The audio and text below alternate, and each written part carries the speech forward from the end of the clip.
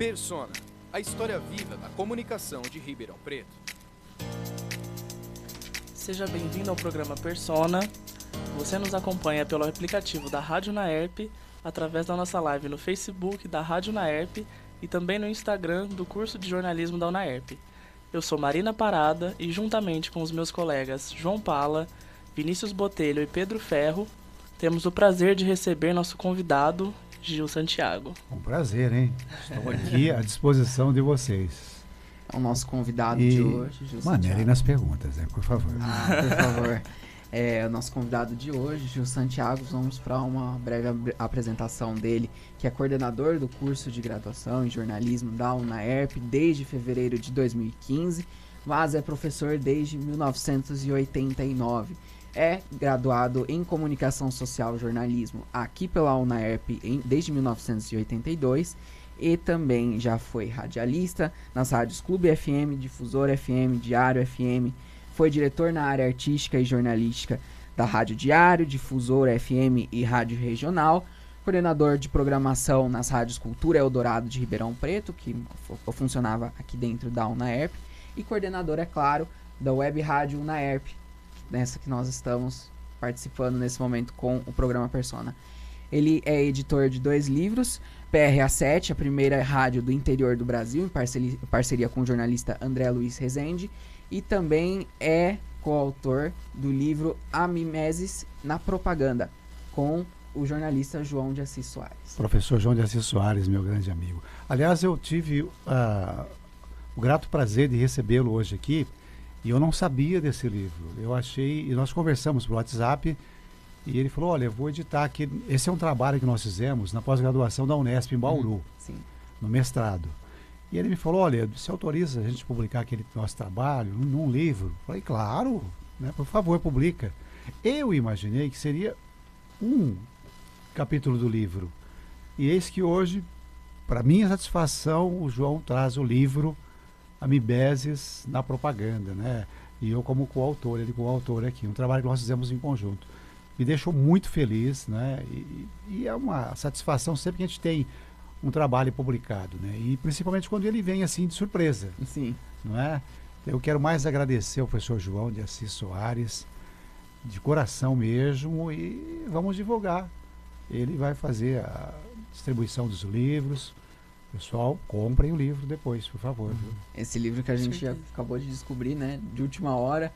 E tá quentinho, hein? Tá saindo hoje esse livro aqui. Quando que foi feito esse trabalho Esse trabalho foi na pós-graduação da Unesp, que nós fizemos em comunicação, em 1996, se eu não me engano, tem a data ali, mas acho que é essa data mesmo, 1996. É um trabalho de uma disciplina, né? E trata da mimeses na propaganda. Tem um trecho que fala da mimeses no rádio, enfim, mimeses no jornalismo, né? Todo um processo aí de comunicação que está ligado à semiótica. Sim. Vocês vão ver isso ainda, se não viram, vocês irão estudar a semiótica. Semiótica, um ramo desconhecido de Gil Santiago. Eu até me embrenhei nessa área aí, que não é muito a minha, não, mas ela é maravilhosa, viu? Quando você começa a ler, quando você começa a buscar informações da semiótica, ela nos permeia em tudo, né? A semiótica está na publicidade, está no jornalismo, está na comunicação, está na televisão, tudo hoje é imagem, né? Que tem a ver também com a semiótica, né? E a minha orientadora de mestrado é uma grande semioticista também, né? Então, está tudo muito envolvido aí. Bom, você já falou que não quer perguntas quando e onde nasceu. Essas perguntas aí, vamos para a próxima? Vamos para a próxima. Mas eu queria saber como surgiu o seu interesse pelo rádio? Quando que as ondas do rádio passaram a bater dentro de você? Bom, eu nasci em Bebedouro alguns anos atrás. Alguns anos atrás. Bem próximo aqui. E foi exatamente lá que surgiu o meu interesse pela comunicação. Eu tinha muito hábito de ler, por incrível que pareça, gibi. Eu tinha um hábito de ler gibi, colecionar gibi. E eu sou de uma época em que a gente ia num cinema que tinha lá em Bebedouro, trocar gibi. Não é? Você comprava, você já leu, trocava. E E era assim que a gente fazia, né? Na época de muito pouco dinheiro, então você tinha que valorizar o produto. E daí passei para o jornal, trabalhei com um senhor espanhol, Diego Ceballos Aguiar, numa loja de móveis. E ele me mostrou muita coisa, me levou por um caminho muito interessante da literatura. E só foi ampliando o meu sentido de que eu tinha que partir para o jornalismo. Eu cheguei a jogar futebol também, convivia com o pessoal de rádio. A minha convivência maior era com o pessoal de rádio, muita amizade. E esse caminho foi quase que natural. Né? Jogador de futebol? Amador. Amador. Né? Era Amador. Amador. Era Não bom- cheguei a ser profissional. Era bom jogador ou era perna de pau? Olha, cara, perante alguns jogadores que estão aí ganhando milhões, eu te garanto que estaria Você num poderia nível estar no muito, lugar. muito acima deles aí. Sim. Nós temos grandes pernas de pau hoje, né? Grandes pernas de pau. Bom, Eu tive o prazer de conhecer uma pessoa que eu não me esqueço. Eu joguei uma época no juvenil da Internacional de Bebedouro, Sim. né, na equipe de Djalma Santos, foi o treinador do time de Bebedouro naquela época. Né?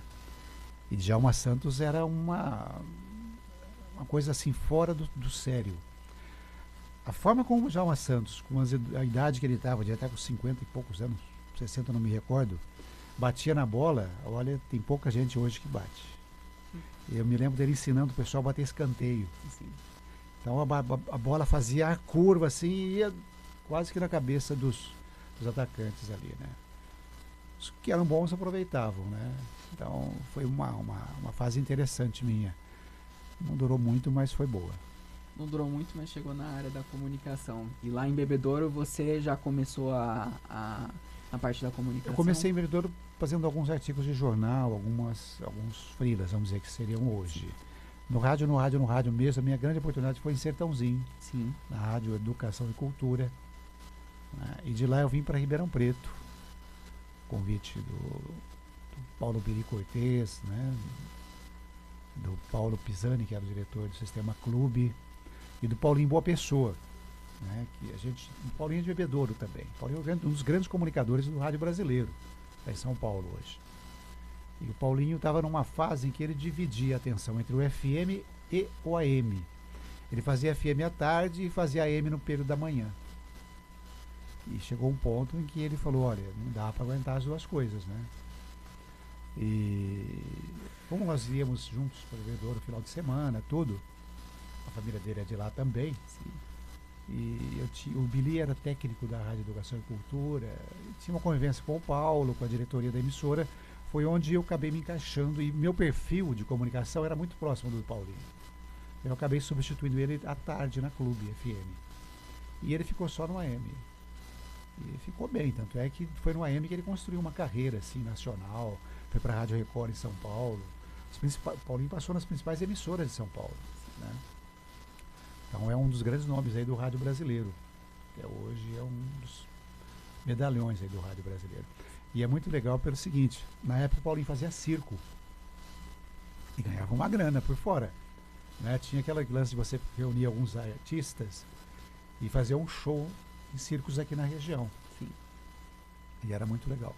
E obviamente ele não conseguia dar conta das duas coisas, né?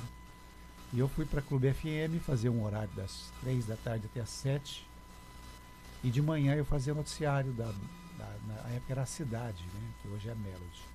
E noticiários do AM, fazia as duas coisas ao mesmo tempo.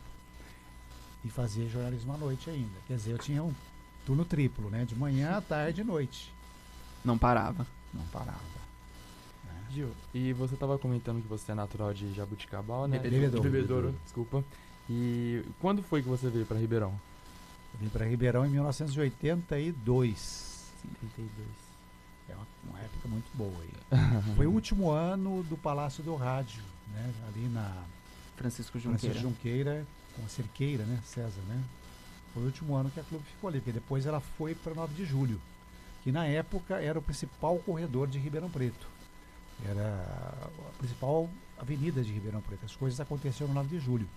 Foi uma jogada muito interessante de marketing, né, dos irmãos Pisani, que adquiriram a Clube, né, a Clube AM, a Clube FM, E nessa época aí a Clube FM era próximo ao HC, Sim. onde funcionava junto à torre. Então a gente tinha esse trabalho aí de fazer um pouco de tudo e correr atrás do prejuízo aí. E andar de ônibus ainda, hein? A época do trólebus. Vocês não andaram de trólebus? Não. Eu andei de trólebus. Né? O trólebus subia reto aqui e até o HC, né? Na porta do HC voltava. Tenente Catão Roxo. Bem lembrado, Andrei. Tenente Catão Roxo. E tinha um ponto ali que parava na torre, a gente descia e... Eu andei de trólebus, gente. Olha que legal. História pra contar. E agora, você falando um pouquinho da sua passagem pela Clube FM, foi lá que você conseguiu angariar muitas informações para esse livro, PRA7? Foi lá que surgiu essa paixão, né, pela Sim. PRA7, porque ela é uma história mesmo, né? Por exemplo, logo que eu vim para a Clube funcionava ainda no Palácio do Rádio. Sim. O Paulinho, Boa Pessoa, por exemplo, que eu falei aqui, ele tinha um programa de auditório, tinha um auditório ali, né? E ele comandava o programa de auditório, então era um negócio maravilhoso ali. E ela já tinha essa história, a gente conviveu com pessoas que já tinham histórias lá. E sempre nós estamos ouvindo histórias do Demétrio, Pedro Bom, que é um dos diretores da Clube. Sempre, Demétrio é uma memória hoje viva do rádio de Ribeirão Preto. Aliás, boa parte desse livro a gente deve ao Demétrio, que é um dos diretores do Sistema Clube, inclusive. E que preservou essa memória oral, né, que relatou e que está registrado nesse livro da PRA7.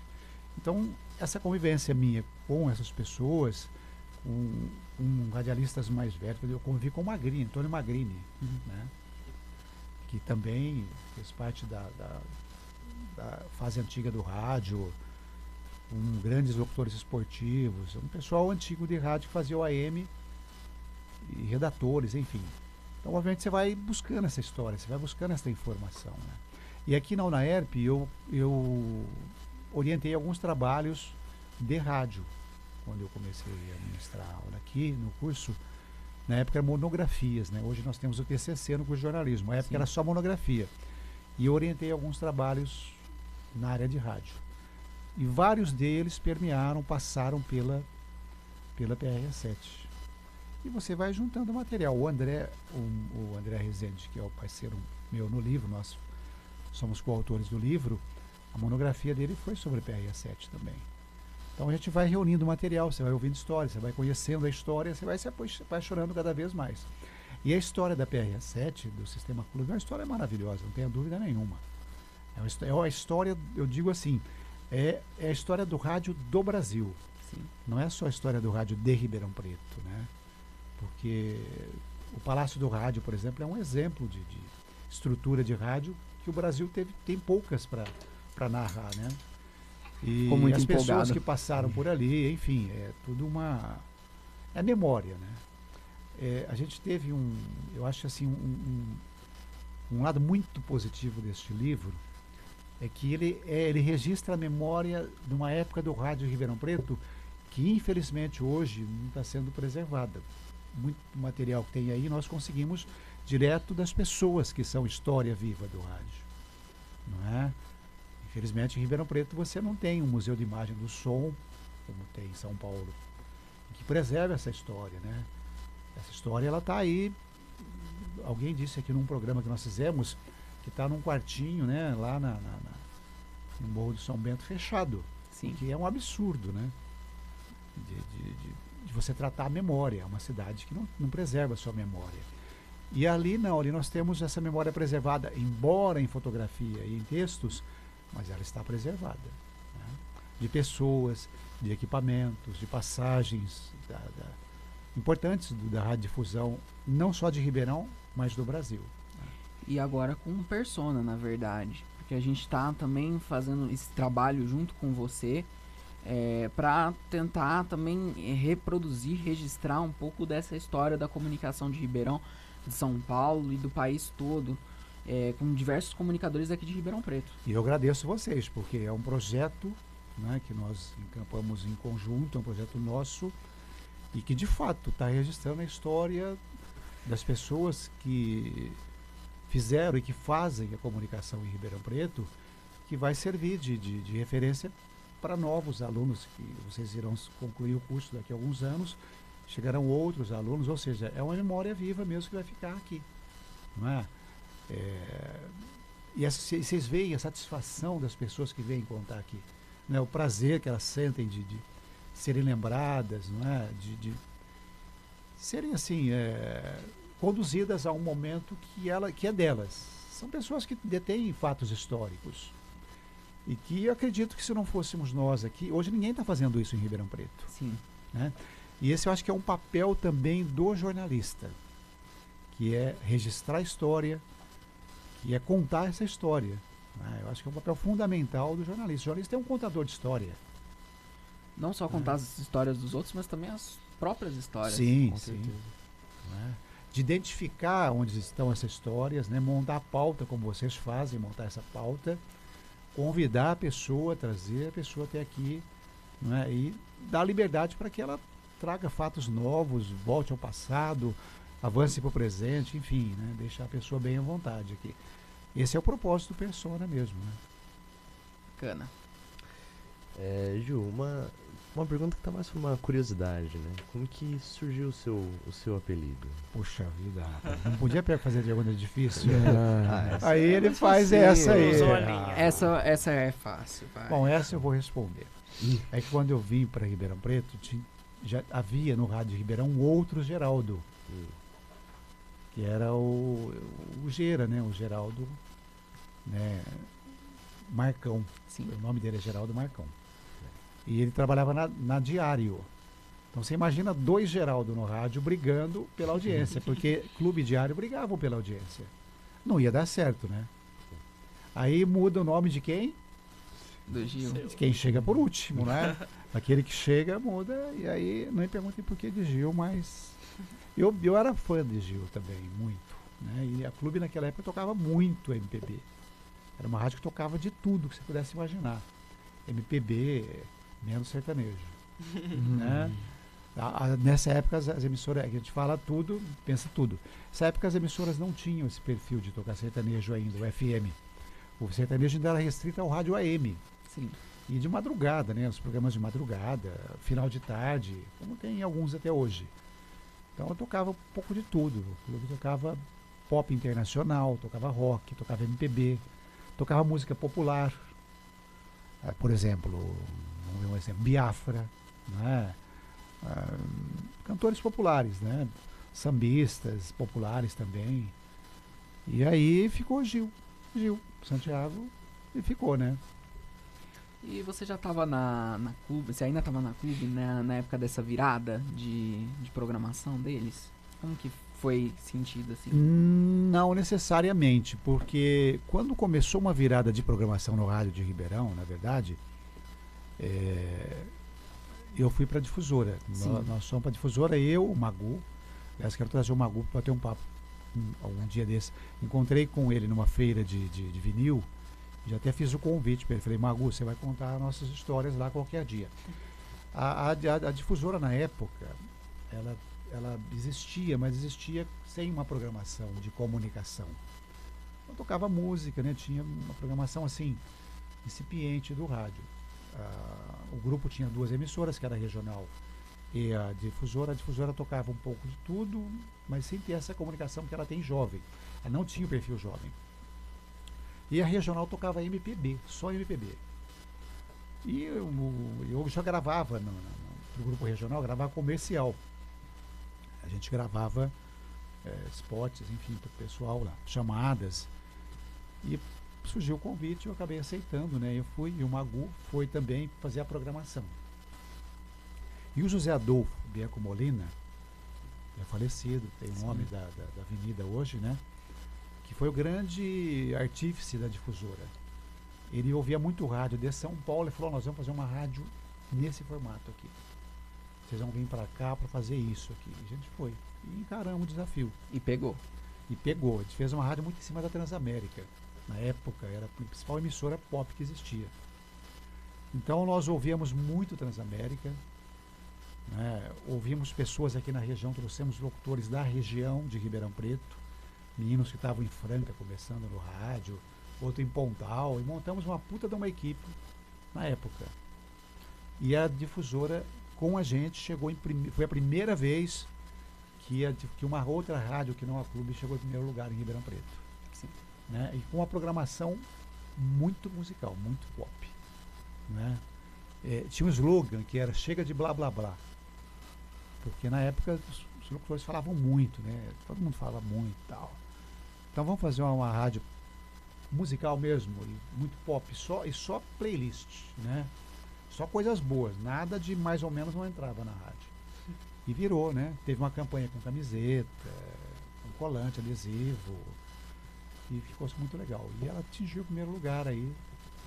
E foi assim que eu qual que era a pergunta mesmo?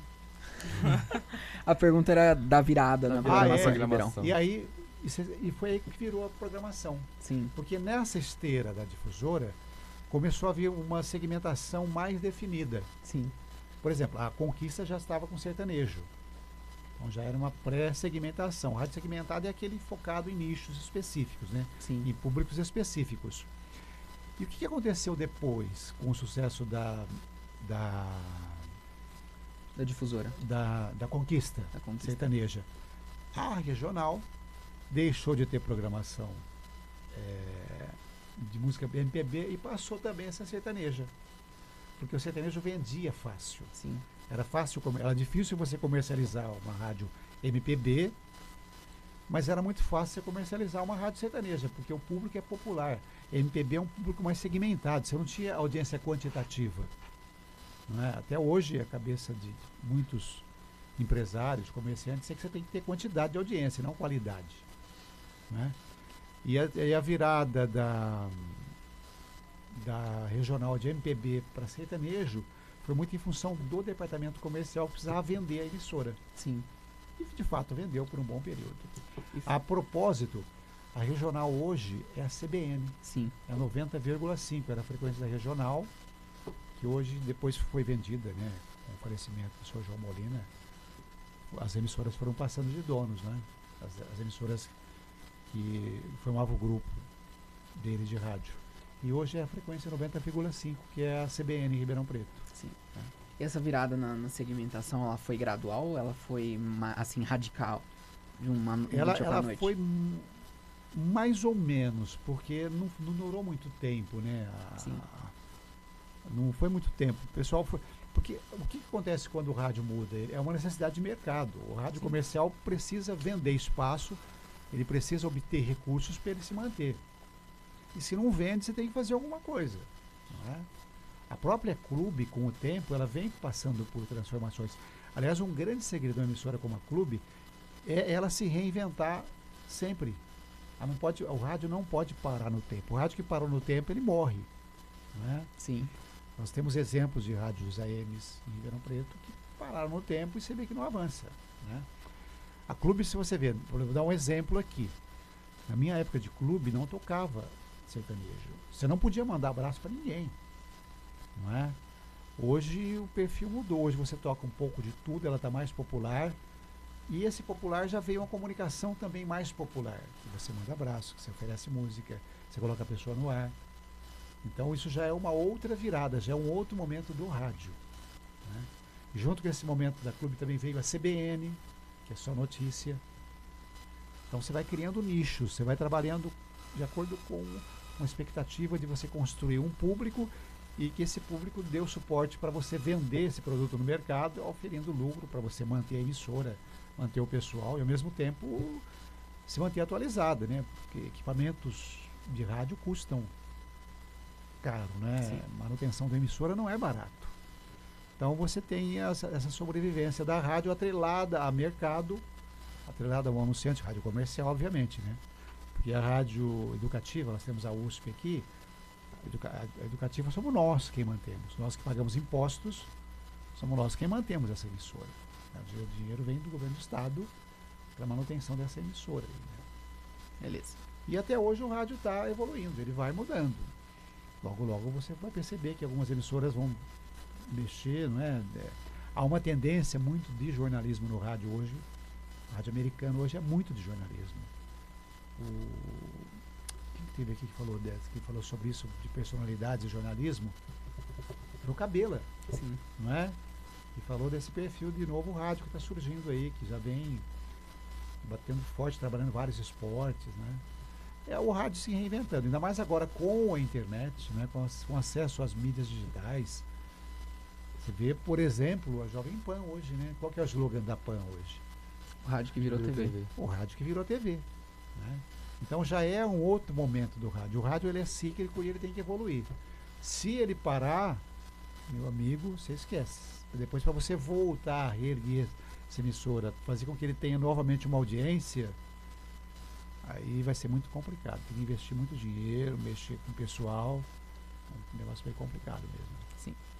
Gil, e continuando nesse embalo musical, você falou que frequenta feiras de vinil, né? Tocou muito MPB em rádios. Como é que começou essa sua paixão pela música?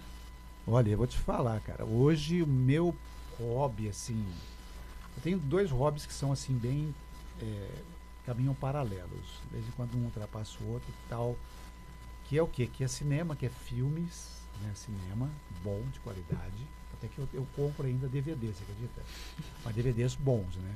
Que você não encontra na internet e muito menos no Netflix ou, né? E vinil. Vinil hoje é a minha grande paixão. É onde você esquece um pouco de tudo que acontece. Por exemplo, esses dias de carnaval o pessoal estava lá, e eu estava nos meus vinis ali. Descobri material interessante. E outra, o vinil é muito interessante também pelo seguinte, as amizades que você faz, né?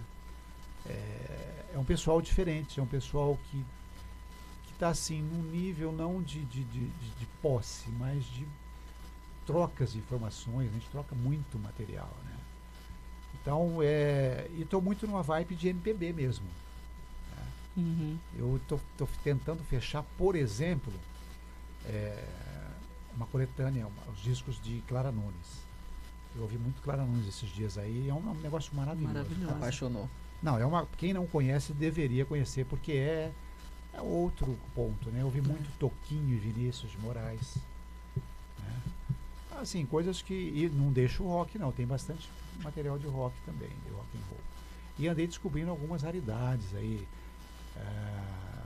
Milton Nascimento, umas coisas bem antigas. Ou seja, o meu momento hoje é de MPB. Né? Eu estou ensaiando de colocar uma página no Instagram e começar a postar algum material que o pessoal nem imagina que existe e que existe em vinil. Né? Versões de música que você nunca imaginou, mas que ali está registrado, estava no material ali. A gente vem trocando informações com um colega, vamos ver se dá certo. Dura tempo, né? Uhum. Porque às vezes você fazer um e depois parar e não fazer mais. Vem meu Facebook. Por incrível que pareça, eu tenho um Facebook. Eu não lembro a última vez que eu atualizei ele. Então não adianta, né? Você ter essa. Não é? Tem que manter a presença. Mas não dá tempo, né? A gente tem que eleger as prioridades aí. A gente vai elegendo a profissão como prioridade. Minha prioridade hoje é aqui. O curso de jornalismo hoje é a minha prioridade, né? Então, e exige muito tempo, demanda, exige dedicação, exige trabalho, e que eu faço com o maior prazer. É uma realização, né? E esse espaço aqui também, eu gosto muito da rádio, é minha paixão, então a gente faz assim com amor mesmo, né? Assim. Gil, você estava comentando agora, falando sobre que o seu foco integral é aqui no curso de jornalismo, e eu queria te perguntar como e quando que surgiu essa vontade de dar aula, de passar do Gil da rádio e passar para o Gil professor. Então, as primeiras aulas que eu ministrei foram no Senac, né? Eu fui convidado para ser professor do curso de rádio, de radialista do Senac aqui em Ribeirão Preto. E depois eu passei a coordenei o curso de radialista por muito tempo também, aqui em Ribeirão Preto, né? E aqui na UNAERP eu recebi o convite da professora Livanete. A professora Livanete tirou uma licença, precisava de um substituto, ela já me conhecia. A professora Livanete foi minha professora de rádio. Olha só. No jornalismo aqui na UNAERP, ela foi minha professora de rádio. E logo que eu antes de eu terminar o curso aqui de jornalismo, na verdade, eu já dava aula no Senac, no curso do Senac, né? Então, no Senac eu peguei uma experiência assim boa de de aula. E nessa época, quando ela precisou, ela me convidou, eu aceitei. E fui ficando, né? Ficando. Faz alguns anos já, viu? Faz alguns anos. E agradeço muito ao professor Livanetti pela confiança. A professora Sônia, que coordena a graduação da UNAERP hoje, é uma pessoa que me deu muita força, me ajudou muito. E tem várias pessoas aí que são importantes nesse meu trabalho de docência, de professor. Bom, agora eu ia fazer uma outra pergunta. Quando que você decidiu deixar o rádio? Como que você tomou essa decisão? Então, eu não deixei o rádio, nunca. Deixar o rádio como profissão. Assim, como paixão, a gente sabe que não deixou. Mas como profissão. Eu deixei o rádio no finalzinho da década de 90, 97, eu acho. 98, não me recordo muito bem agora, que a memória vai... em razão da pós-graduação na Unesp em Bauru. Sim. Foi uma época muito complicada, né? Em que eu dava aula aqui na UNAERP, dava aula no Senac e fazia pós-graduação na Unesp. E eu não conseguia, por exemplo, eu tinha que ficar 2 dias em Bauru, né? Não no mesmo sequência, 2. E nessa época eu trabalhei na Diário e coordenava a Diário também, FM, né? Que é um outro lugar que, nossa, é a segunda casa minha também. E eu me lembro que a Dona Líria, eles não queriam que eu saísse de jeito nenhum. Não, fica aí, te arruma um horário, fica aí, vai. Mas eu estava tão, assim, desgastado mesmo, sabe? Cansado e tudo, que eu não estava mais aguentando fazer tudo ao mesmo tempo. Então, a minha opção foi terminar o curso de mestrado, né? E depois voltar para o rádio. Eu até voltei, fiz algumas coisas em rádio. Voltei depois para a própria Diário, tornei voltar para a Diário. Fiz um período, uma época na antiga Independência FM, né? E algumas coisas de rádio. E depois, logo na sequência, foi a Rádio Cultura, que pertencia à família, né, mantenedora da universidade. Ela veio para esse espaço aqui e a gente montou aqui a Rádio Eldorado. Foi quando eu entrei nessa parceria de coordenar a rádio aqui por Ribeirão Preto, em parceria com o pessoal de São Paulo. Depois a Eldorado virou Estadão ESPN, né? Ela fez essa fusão aí. Eu continuei aqui, até que a rádio depois passou para um outro grupo, né? E a gente ficou com esse espaço maravilhoso aqui, que é a Rádio UNAERP. E eu continuo aqui na rádio, gente. Não sai que eu não saio. Não deixei o rádio, não. Muito pelo contrário, viu, João? Estou cada vez mais aqui no rádio, ó. E tanto é que vocês estão comigo aqui. Sim. Mas eu falo como paixão, porque como dá para ver. Comercial, né? Aquele Sim, horário certinho, né? Tudo... Porque dá para ver nos seus olhos. Toda vez que você chega aqui, os seus olhos brilham, cara.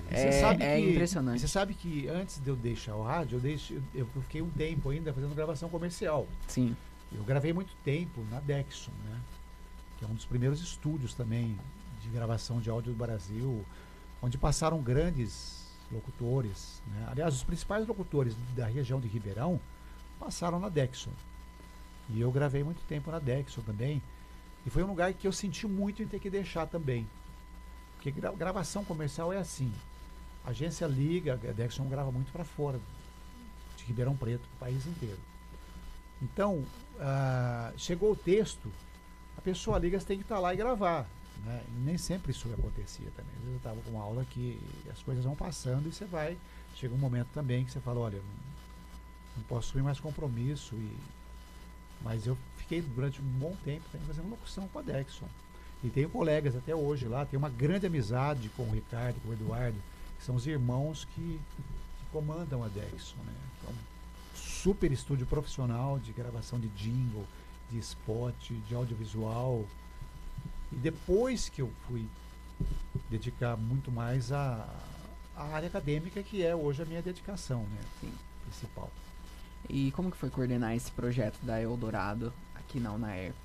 Foi uma experiência fantástica, cara. Essa foi uma grande experiência mesmo, porque nós tivemos com a Eldorado aqui 2 passagens. Uma, que foi o rádio satélite. A Eldorado foi a primeira rede de rádio via satélite do Brasil.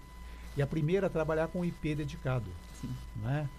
A Eldorado fez testes com a internet antes mesmo das emissoras começarem a utilizar a internet no rádio.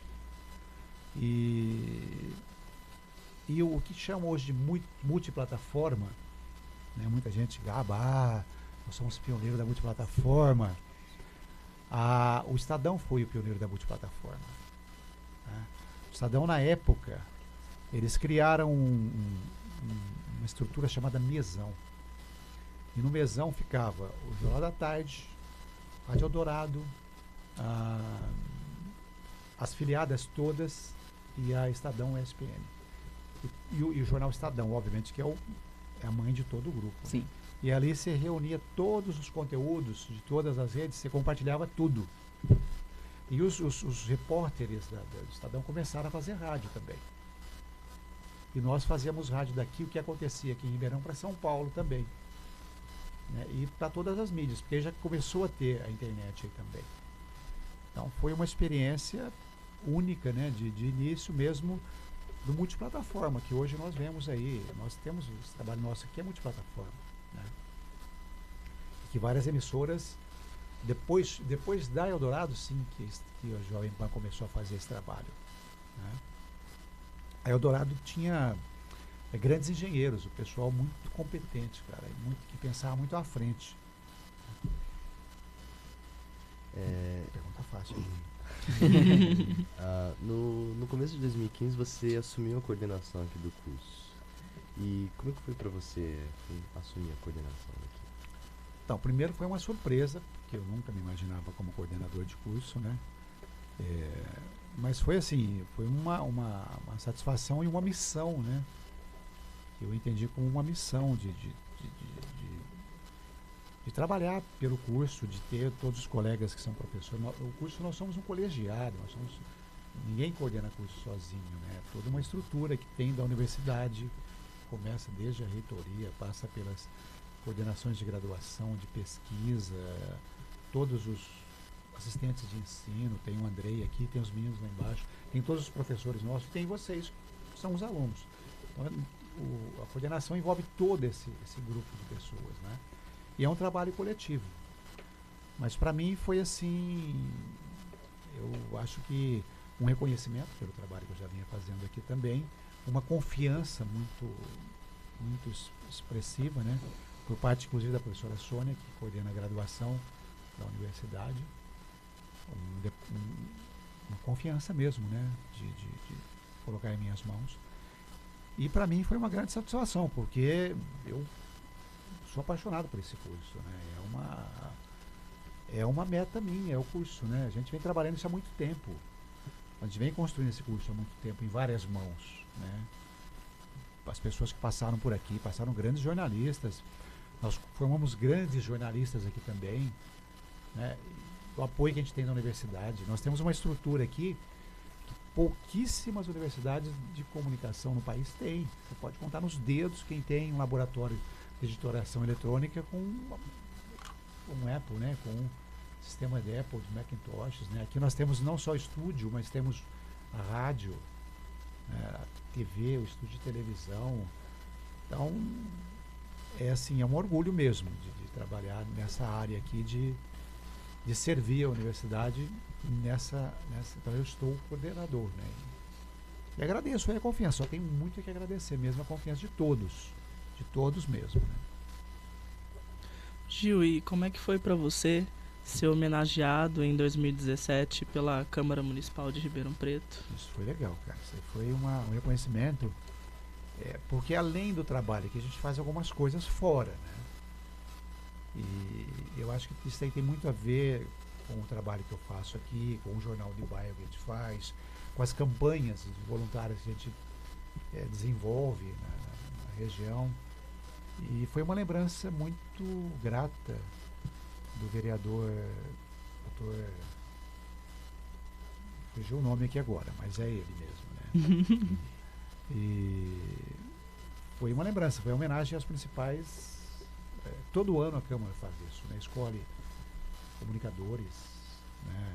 Cada vereador homenageia uma pessoa. Então, para mim, foi muito ótimo, foi muito bom, né? Foi uma surpresa também, não esperava não, mas foi fiquei muito feliz com isso aí, com essa lembrança, né? Eu tenho um pensamento que é assim, olha, se você tiver que fazer alguma coisa por alguém, faça aqui. Deve você fazer depois, né? Passa nesse momento aqui. Né?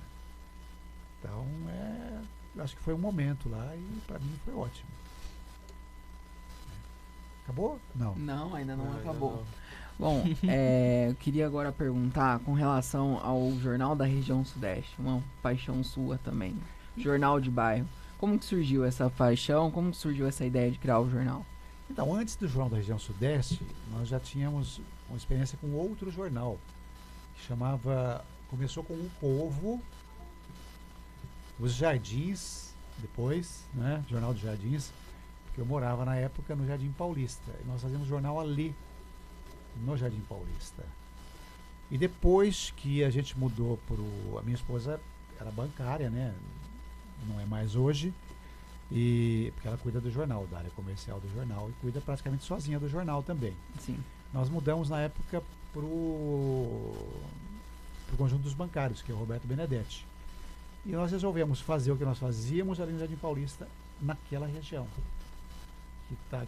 que envolve vários bairros aqui da região sudeste, né, que chama Sudeste, que é Manuel Pena, São José, Recreio das Acácias, e uma dezena de condomínios que está cada dia surgindo outros ali, né, cada dia mais.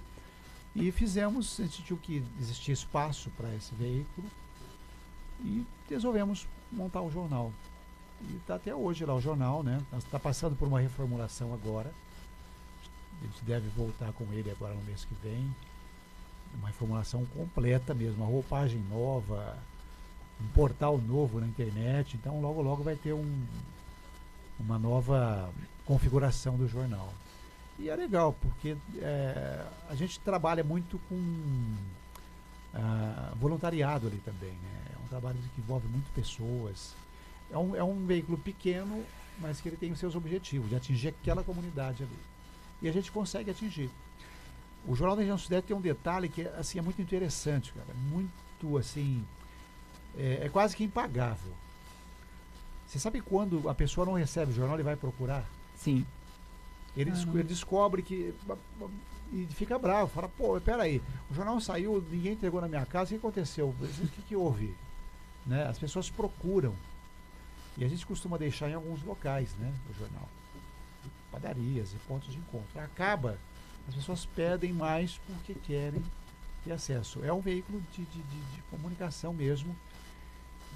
E é um veículo que tende a continuar, né? Eu recebi um amigo esses tempos aí aqui e ele trouxe um jornal do Rio de Janeiro. O Rio de Janeiro hoje, ele estava comentando, o Jornal da Barra, né? Da Barra da Tijuca ali. Impresso, tabloide, que circula super influente. E tem fôlego. Então eu acredito, por exemplo, no impresso em jornais de bairro. Eu acredito que eles vão sobreviver. Porque o custo para o anunciante ali, ele é um custo pequeno. Né? E é o que ele consegue fazer muitas vezes. E para a comunidade é a forma dela se expressar. Porque por mais que você tenha as mídias sociais, as redes sociais, os WhatsApp, etc., aquilo ali ele é momentâneo. Né? O impresso não, você tem um registro de uma época, de um período, de um momento que vai permanecer. Né? E as pessoas em casa ainda têm esse hábito. Né? E o nosso foco, obviamente, não é o jovem, mas também é o jovem. Mas é as residências ali, enfim. E é muito interessante esse processo de produção, de distribuição casa a casa. Né? E tem um outro detalhe, existem várias pesquisas que indicam o seguinte: cada vez mais as pessoas estão consumindo na região onde elas moram. Né? Supermercado na região onde elas moram. Abri um supermercado recente aqui na região nossa, que o movimento é grande, muito grande o movimento dele. Né? No Sapato Shopping aqui. O único lugar que eles fizeram anúncio foi no nosso jornal. Só. O único lugar, não tem mais lugar nenhum.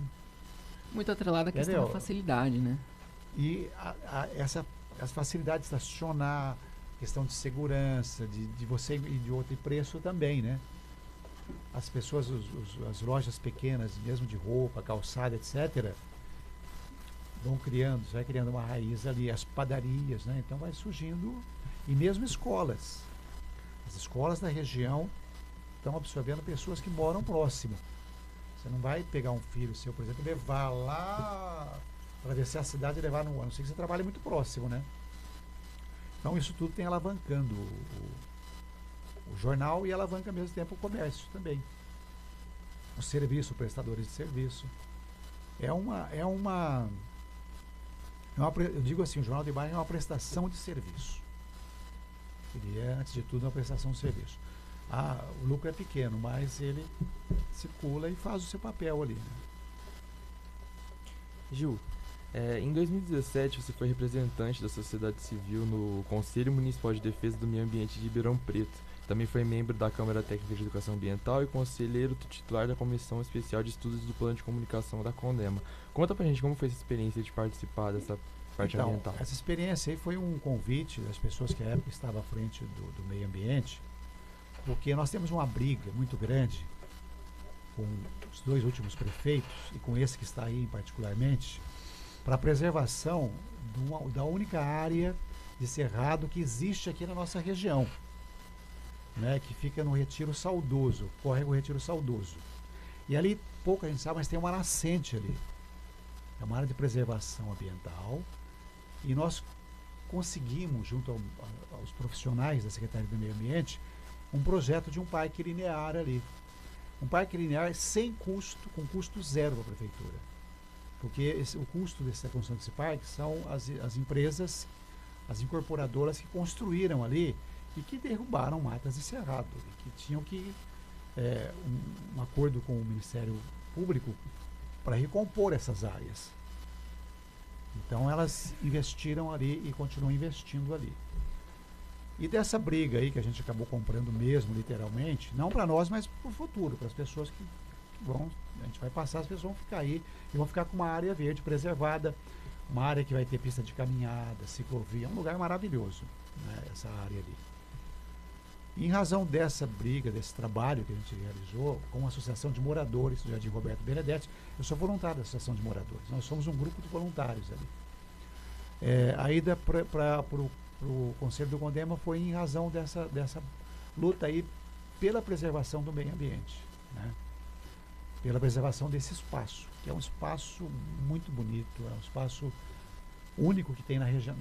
Aliás, é o único espaço que tem na nossa região toda aqui onde nós estamos, né? Derrubou esse espaço aí, você perde aves, né? Ali você tem vários tipos de aves, né? Tem tucanos, você tem papagaios, você tem uma série tem uma fauna diversificada, né? Diversificada, e é um lugar muito gostoso para você caminhar. É o único espaço que o pessoal vai ter para caminhar aqui na região, né? O pessoal que mora nesta região ali vai ser o único. Nós, inclusive, na época, a gente apresentamos uma proposta para a prefeita da época para fazer uma ciclovia, porque daria para fazer isso.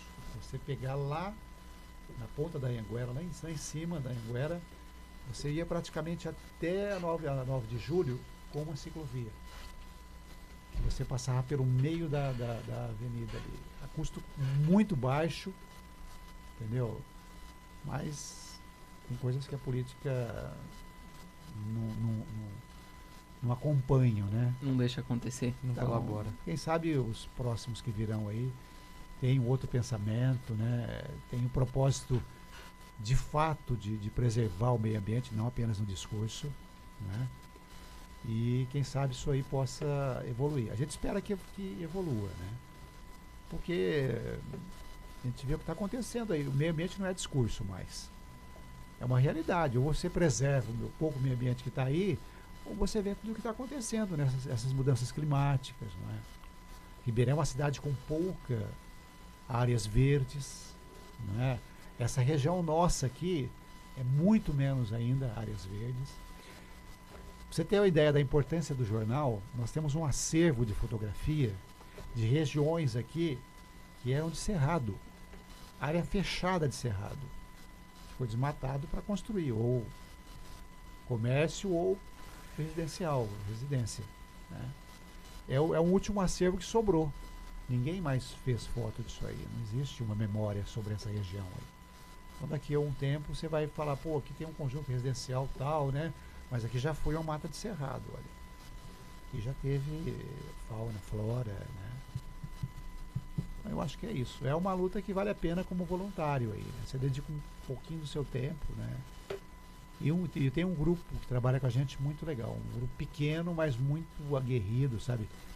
Pessoas que moram ali na região e que vêm há muito tempo trabalhando para que essa região se torne melhor, né? A única forma de você modificar, eu acredito, muita coisa nesse país é você trabalhar pelo local onde você mora. Começa por ali, né? Se você conseguir começar a mudar o lugar onde você mora para melhor, é uma coisa que vai progressivo, né? Você consegue mudar uma cidade, um estado, um país, enfim. Por fim, Gil, 30 anos como professor, 5 anos como coordenador do curso, e contando, sem previsão de parada? Sem previsão, claro, né? No dia que eu parar aqui, acho que eu parei de respirar, né? Sim. Mas sem previsão. Sem previsão, vamos continuar, porque essa é o gás que nos alimenta, né? A energia que renova. E os alunos aqui, a UNAERP é uma renovação de energia constante, né? Isso aí é um negócio impagável também, né?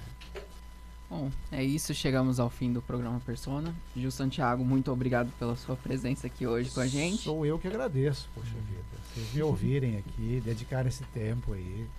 Imagina, sou eu que agradeço. Muito obrigado, gente. E agradeço vocês também pela parceria no Persona, que continua, claro, né? Nós sempre. temos aí uma agenda esse ano aí de trazer pessoas de vários segmentos, falar de várias áreas da comunicação, enfim. Estamos esperando. Bom, Ótimo. gente, muito obrigado. Obrigado. Ouça a Rádio na App no seu